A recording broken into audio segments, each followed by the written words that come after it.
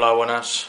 Bueno, esta vez esto es un vídeo para mapadehoteles.com y esta vez, como decía, estoy en una residencia universitaria, la residencia Galileo Galilei de la Universidad Politécnica de Valencia. Y nada, estoy en una habitación de estudiantes. Al entrar a la derecha vemos el armario, que son pues, 4 puertas como esta, que se abren así. Son más o menos, son todas iguales, bueno, estos tienen estanterías. Además veo que tienen un dibujo decorativo de algún antiguo huésped, de algún huésped navideño. Y en fin, al entrar a la izquierda tenemos el baño, un bidet, un váter, pica y ducha. No hay más luz que esta, sí, aquí hay una lucecita, se vea mejor, ahí está.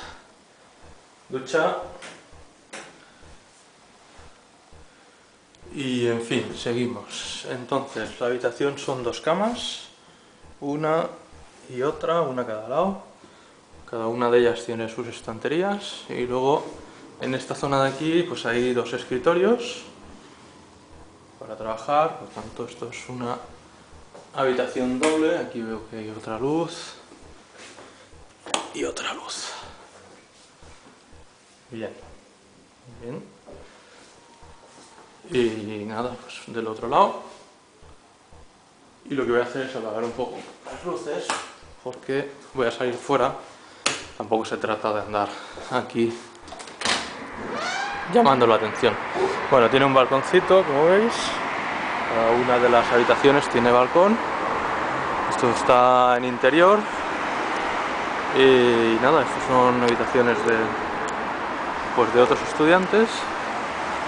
Y aquí la avenida, que creo que es la de los Tarongers. Y la luna. Nada, pues lo dicho. Residencia de estudiantes Galileo Galilei en la Universidad Politécnica de Valencia.